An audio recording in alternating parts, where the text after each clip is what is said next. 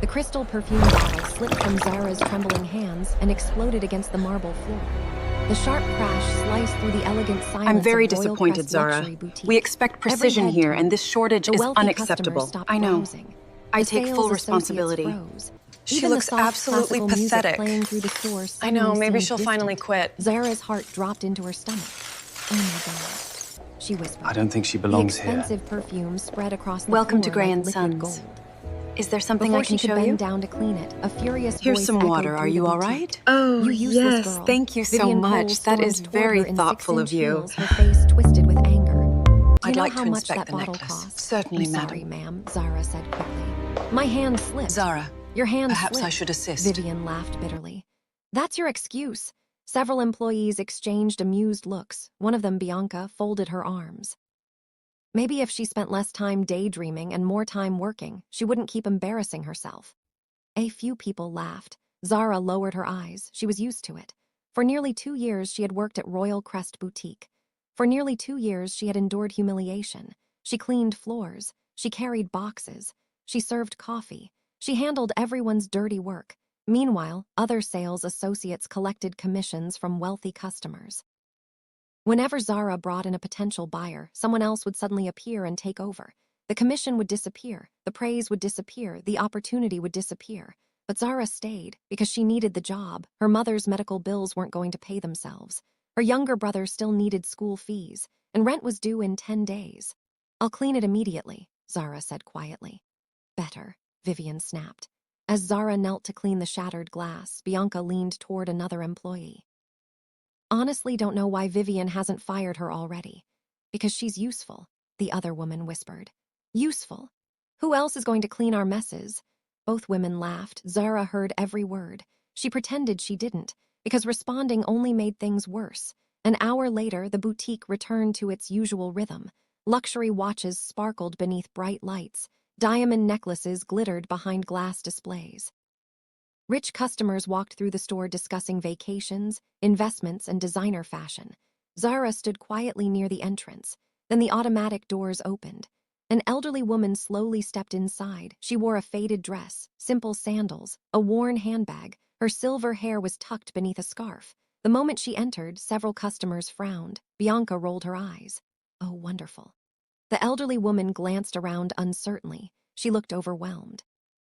Like someone who had wandered into the wrong place. Vivian noticed her immediately. Instead of greeting her, she turned away. Waste your time, she quietly told the staff. She's obviously not buying anything. The elderly woman approached one display, then another. She seemed fascinated by the jewelry, but nobody offered assistance, nobody smiled, nobody welcomed her except Zara. Without hesitation, Zara walked over. Good afternoon, ma'am. Woman looked surprised.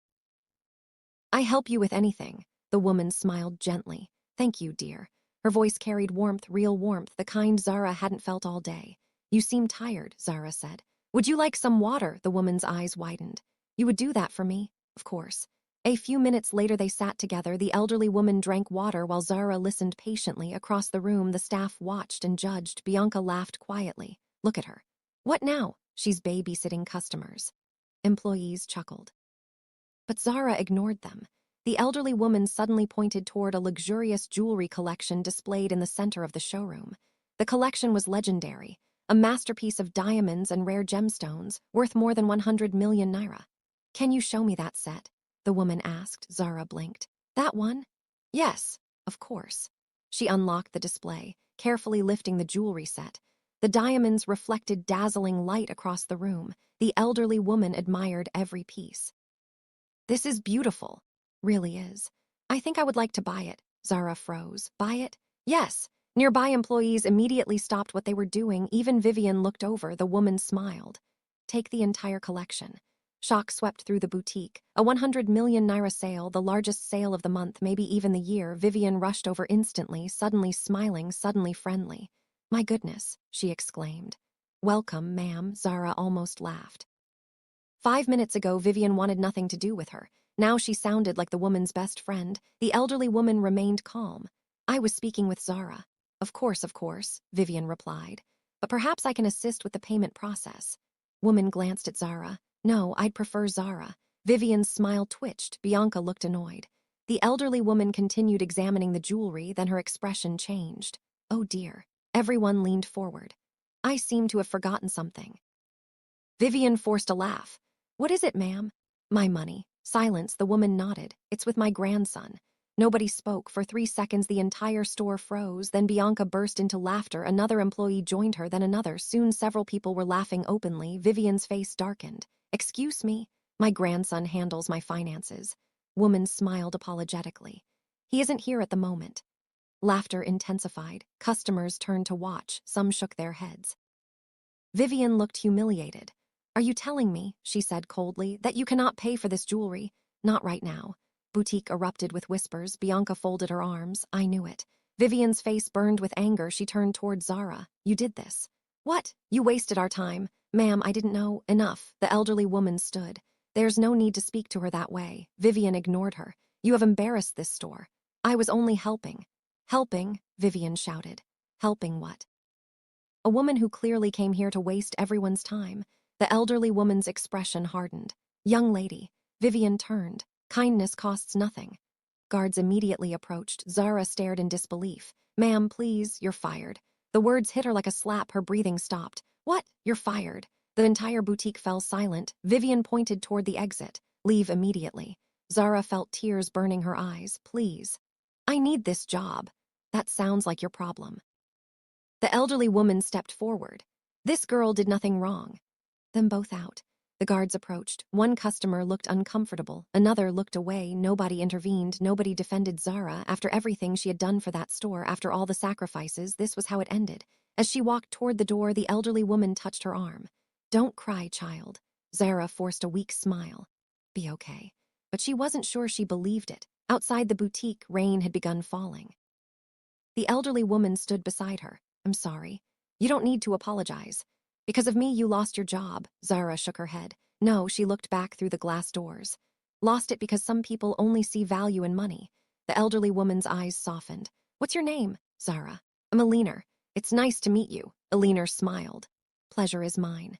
For a moment, neither spoke. Rain continued falling. Cars passed by. The city buzzed around them. Then Alina reached for Zara's hand. Never chain. What do you mean? Most people become cruel after being hurt. Her eyes glistened. But your heart is rare. Zara smiled sadly. I don't feel very special right now. Alina squeezed her hand. Trust me. Her voice became firm. Your story isn't ending today. Without another word, a black luxury vehicle suddenly pulled up beside the curb. Zara stared. The vehicle looked expensive enough to buy a house. A chauffeur stepped out immediately. Alina. His respectful tone surprised Zara. The elderly woman nodded. Thank you. Before entering the car, Alina turned back. Remember what I said. Then she climbed inside. The vehicle disappeared into traffic, leaving Zara standing alone beneath the rain, confused, heartbroken, and completely unaware that her life was about to change forever. Meanwhile, across the city, the luxury vehicle passed through massive iron gates. The gates opened automatically. Beyond them stood one of the largest private estates in the country. Fountains, gardens, luxury cars. Security personnel, everything spoke of unimaginable wealth. The vehicle stopped. Alina stepped out. Several staff members greeted her immediately. Welcome home, ma'am, she nodded. But her thoughts remained fixed on one person, Zara. Minutes later, she entered a private study. A tall man stood near the window overlooking the estate. His tailored suit alone probably cost more than Zara earned in several months. He turned as Alina entered. A smile appeared. Grandmother. Adrian, he kissed her cheek. How was your outing? Alina removed her scarf slowly, then she looked directly into his eyes. I met someone today. Something in her voice caught his attention. Someone important? Very. Adrian sat down. Alina did the same. Then she began telling him everything about the boutique, about Zara, about the humiliation, about the kindness. About the firing. As she spoke, Adrian's expression gradually changed. The smile disappeared, his jaw tightened, his eyes darkened, because Royal Crest Boutique belonged to Sterling Holdings, and Sterling Holdings belonged to him. When Alina finally finished, silence filled the room. Adrian leaned back. What's her name again? Zara. He stared thoughtfully toward the window, then he reached for his phone. Marcus. Yes, sir. I need footage from Royal Crest Boutique immediately. Right away. Adrian ended the call. Alina smiled knowingly. See that look? What look? The look you get when you've already made a decision. Adrian smiled faintly. Maybe. Outside, lightning flashed across the evening sky. And hundreds of miles away, Zara sat alone inside her tiny apartment, unaware that one of the most powerful men in the country had just begun searching for her. For more interesting stories like this, hit the subscribe button and turn on your notification bell. The following morning, Zara woke to the sound of her alarm and the crushing reminder that she no longer had a job. For a few seconds, she stared at the cracked ceiling above her bed. Then reality settled heavily on her chest. The rent, her mother's medication, her younger brother's school fees, everything she had been pushing forward suddenly felt impossible. She sat up slowly and checked her phone. No missed calls, no job offers, no miracle. Just silence. Across the room, her younger brother Caleb was already getting ready for school. He noticed the expression on her face. "You didn't sleep, did you?" Zara forced a smile. "I slept." "You're a terrible liar." She laughed softly. At least someone in the house could still make her laugh. Caleb sat beside her. "What happens now?" "We find another job." "Just like that? Just like that?" Royal Crest was the biggest luxury boutique in the city. "I know. Vivian hates you." "I know. Everybody in that industry knows everybody." "I know, Caleb." He lowered his eyes. "I'm sorry." Zara pulled him into a hug. "It's not your fault." Few minutes later, he left for school. The apartment became quiet again. Too quiet. She spent the next few hours sending applications everywhere she could think of: clothing stores, restaurants, hotels, customer service positions, anything. By noon, she had received 3 rejections. By 2 o'clock, she had received 4 more. Each email felt like another door slamming shut. Around 3 in the afternoon, she gave up and stared blankly through the window. Then her phone rang. Unknown number. She hesitated before answering. "Zara Williams?" "Yes, my name is Marcus Reed." She frowned. "I don't think we've met." "We haven't." His voice was calm and professional. "Calling on behalf of Mr. Adrian Knight." Zara sat upright. "Who?" "The CEO of Sterling Holdings." For a moment, she thought it was a prank. Very funny. "Isn't a joke." "I'm serious." "So am I." Silence. Then Marcus continued. "Mr. Knight would like to meet with you." Her stomach tightened. "What for?" "I believe that conversation is best held in person." Zara laughed nervously. "Listen, whoever this is." A knock interrupted her. She frowned. "Hold on." Walking to the door, she opened it and froze. A man in an expensive suit stood outside. Behind him sat a black luxury vehicle, the same vehicle she had seen Alina enter the previous day. The man smiled politely. "Miss Williams." Her mouth fell open. "Take that as confirmation." You're Marcus." "Yes." She stared, then looked at the vehicle, then back at him, then at the vehicle again. This couldn't be real. "Not being kidnapped, am I?" Marcus actually laughed. "No, that's exactly what a kidnapper would say." His smile widened. "I assure you, Mr. Knight simply wishes to speak with you." 20 minutes later, Zara found herself sitting inside a vehicle more luxurious than any place she had ever lived. Everything felt unreal. The leather seats, the privacy screen, the chilled bottled water, even the scent inside the car felt expensive. As the city disappeared behind them, her anxiety grew. "Marcus." "Yes." "Why does Adrian Knight want to see me?" "You'll have to ask him." "You're not going to give me a hint?" "No, even a small one." "No," she sighed dramatically. "You must be fun at parties," Marcus chuckled.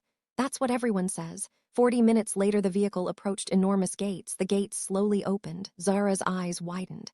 No way.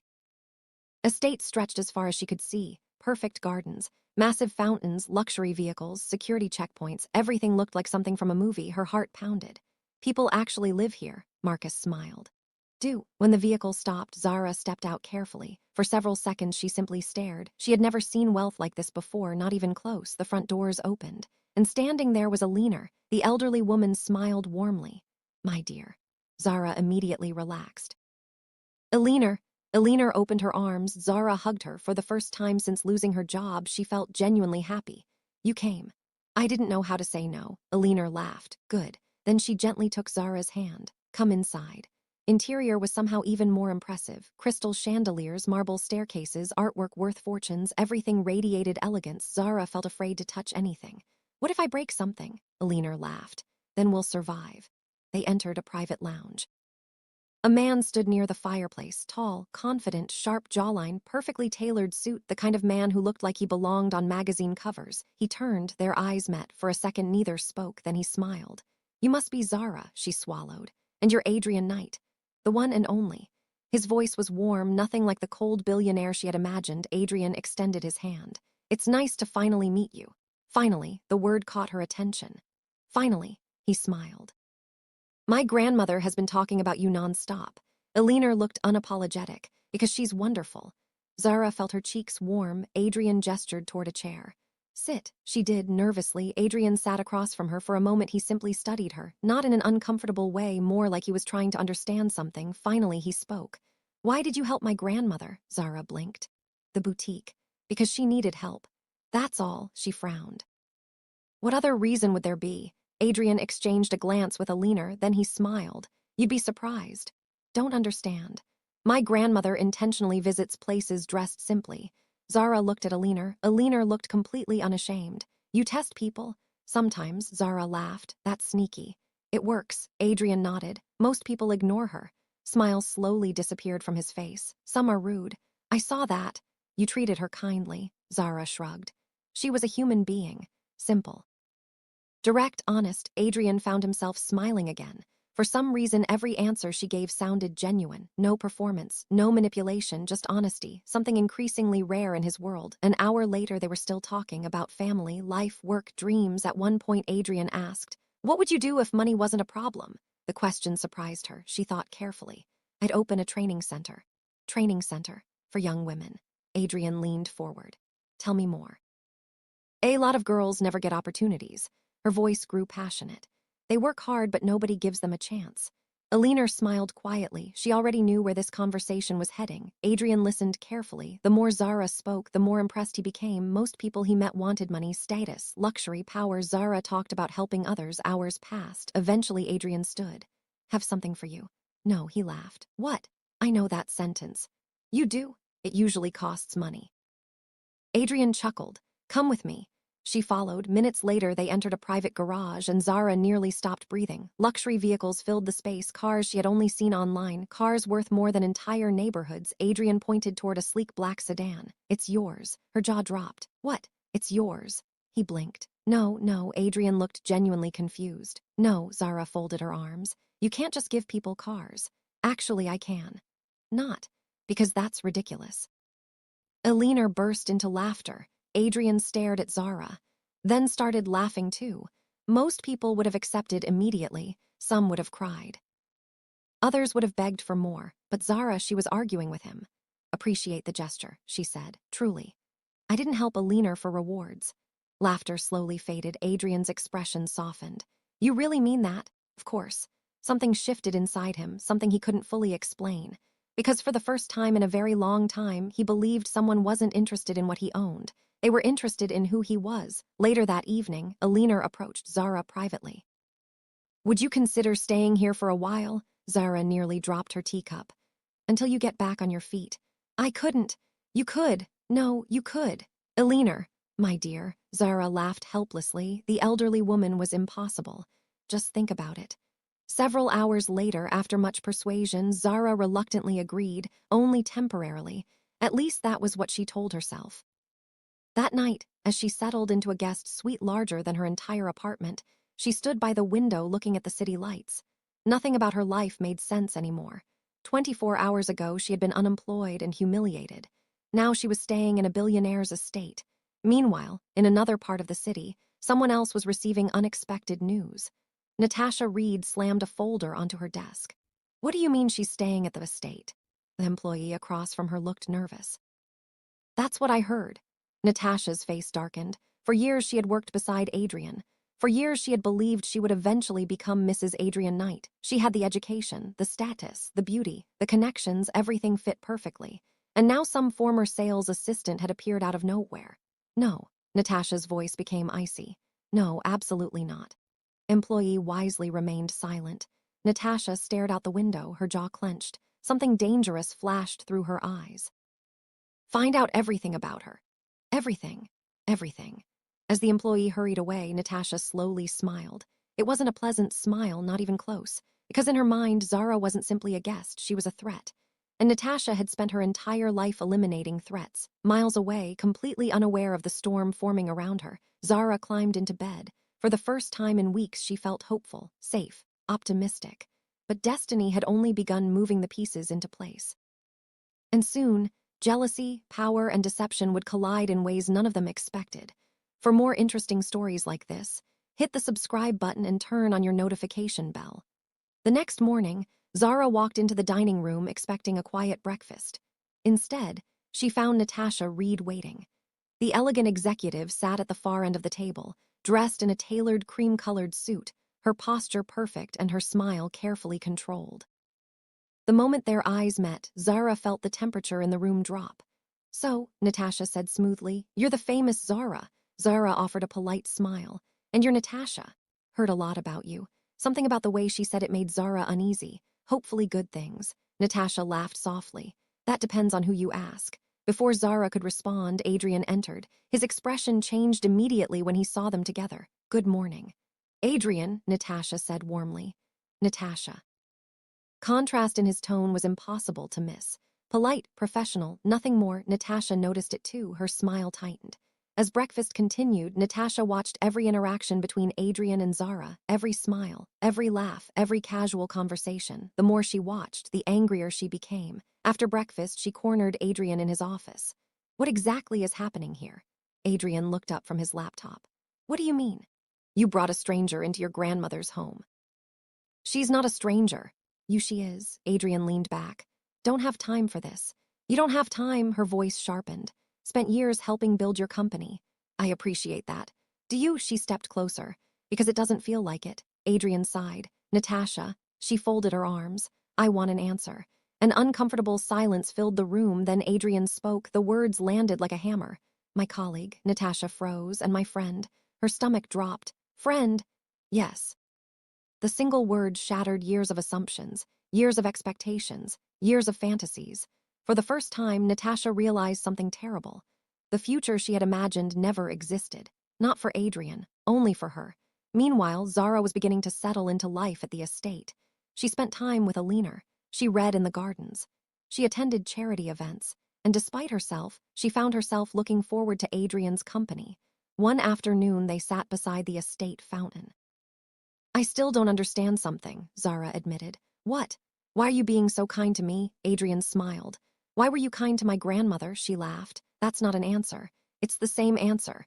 They sat quietly for a moment, then Adrian spoke again. "You know what I like most about you?" "What?" "You don't treat me like Adrian Knight." Zara frowned. "You are Adrian Knight." "Exactly." He looked toward the water. "Most people see the title first. CEO, the billionaire, the opportunity." His eyes met hers. "You see the person." Something stirred inside Zara's chest, something she wasn't ready to name. Days later, that feeling only grew stronger, then everything exploded. A photograph appeared online, Adrian and Zara laughing together at a charity gala. Within hours, the image was everywhere. By morning, every entertainment blog was talking about them. By afternoon, television stations had joined in. By evening, Natasha had given an interview, and that interview changed everything. "I don't want to discuss my personal pain," Natasha said dramatically to reporters. "But after everything Adrian and I shared, this betrayal has been devastating." Lies spread like wildfire. Suddenly headlines appeared everywhere. Billionaire CEO leaves longtime partner for mystery woman. WHO is Zara Williams. Gold digger or true love. Social media turned vicious. Thousands of strangers judged Zara without knowing her. Her phone became unusable. Messages flooded in, some supportive, many cruel. One night she sat alone in her room reading comments, then she threw her phone onto the bed. "I can't do this." A knock came at the door. Adrian entered. He immediately saw her tears. "What happened?" She laughed bitterly. "Have you looked online?" His expression darkened. "Stop reading that nonsense. They hate me." "They do. They hate a story they invented." He sat beside her. "Zara." She looked at him. "I know who you are." Certainty in his voice calmed her for a moment. Then another storm arrived. Victoria Knight, Adrian's mother. The moment she entered the estate, everyone felt the tension. She was elegant, powerful, intimidating, and completely unimpressed. Her first meeting with Zara lasted less than 5 minutes, yet somehow felt like an interrogation. "So you're Zara?" "Yes, ma'am." Victoria studied her. The silence felt deliberate, calculated. Finally, she nodded. "I see." That was all, but Zara understood. The woman didn't approve, not even slightly. Things grew worse when Natasha decided she needed one final plan. If she couldn't have Adrian, nobody would. Late one night, she entered a private family vault. Her hands trembled, not from fear, from desperation. Inside rested one of the family's most valuable treasures, a sapphire necklace worth millions. She stole it, then she waited. The next morning, chaos erupted. The necklace was missing. Security teams searched everywhere. Staff members were questioned. Rooms were inspected. Then someone discovered the necklace in Zara's room. The estate fell silent. Zara stared at the necklace lying on her bed, her face turned white. What? Victoria looked furious. Adrian looked shocked. Several staff members whispered among themselves. This isn't mine, Zara said. Nobody answered. I didn't take it. Still silence. I swear. Victoria's voice was cold. Then explain how it ended up here. I don't know. Truth sounded weak, pathetic, because she genuinely didn't know. Even Adrian looked conflicted, not because he believed she was guilty, but because the evidence seemed impossible to ignore. The uncertainty hurt more than anything. That night, Zara packed her belongings. Alina stood in the doorway. Don't go. I have to. You've done nothing wrong. Maybe. Tears filled Zara's eyes, but nobody believes that. Alina hugged her. My dear, Zara's voice broke. I'm tired. Then she left. The estate felt emptier the moment she was gone. For Adrian, the silence became unbearable. Nothing felt right, nothing made sense, and the more he thought about it, the less he believed Zara could have stolen anything. His instinct screamed that something was wrong, so he started investigating, personally. Security footage, staff interviews, access logs, everything. Meanwhile, Victoria arranged a private meeting with Zara. When Zara arrived, Victoria slid a document across the table. What is this? A settlement. Zara frowned. Victoria folded her hands. $5 million, Zara stared. If you agree to leave Adrian permanently. Room became silent. Slowly, Zara pushed the document back. Victoria blinked. You didn't read it. Don't need to. Do you understand how much money that is? Yes. Then why refuse? Zara's answer came immediately. Because I love him. Victoria froze. The sincerity in her voice was impossible to fake. You would walk away from $5 million. Without hesitation. Victoria stared at her. For the first time, doubt entered her mind. Perhaps she had judged this young woman unfairly. 3 days later, Adrian found the breakthrough. A forgotten security camera, hidden in a service hallway. The footage showed Natasha entering the vault, then later entering Zara's room, carrying something. Adrian watched the video twice, then a third time. His expression became ice. It's over, he whispered. The following evening, the entire family gathered for dinner. Natasha arrived confident, smiling, certain she had won. Halfway through the meal, Adrian stood. Have an announcement. Everyone looked up. Natasha smiled until she noticed his expression. Then her confidence disappeared. Adrian nodded toward a large screen. The footage began playing. The room fell silent. Every second felt heavier than the last. Natasha's face lost all color. Nobody spoke. Nobody moved. The evidence was undeniable. Victoria looked horrified. Ina looked heartbroken. Adrian looked furious. Finally, Natasha stood. I can explain, Adrian said. You can't. Tears filled her eyes. I did it because I love you. His voice echoed through the room. You did it because you wanted control. Moment later, police officers entered. Natasha's legs nearly gave out. As they escorted her away, she looked at Adrian one last time, but there was nothing left to say. Her choices had destroyed everything. The next morning, Adrian drove directly to Zara's apartment. When she opened the door and saw him, she froze. Neither spoke. Then Adrian pulled her into his arms. I'm sorry. Words broke something inside her. Tears streamed down her face. You believed me? I always wanted to. His voice cracked slightly. And I should have fought harder. She hugged him tighter. For the first time in weeks, she felt safe again. Months passed. The scandal faded. Life slowly returned to normal. Then one evening, Adrian invited Zara to dinner. The location remained a surprise. When they arrived, she gasped. The entire rooftop had been transformed. Thousands of lights, flowers everywhere, a view of the city skyline, soft music floating through the air. Adrian. He smiled nervously, which shocked her. Billionaires weren't supposed to look nervous, yet he clearly was. He took her hand. Before I met you, I thought success meant power. She listened quietly. Then I met someone who reminded me what really matters. His eyes shone. Kindness. He reached into his pocket. Zara's heart stopped. Oh my God. Zara Williams. He lowered himself onto one knee. Will you marry me? Tears immediately filled her eyes. She laughed. She cried. She covered her mouth, then finally nodded. Yes. Adrian laughed with relief. Yes. Yes. City lights seemed to explode around them. The next day, the engagement became national news.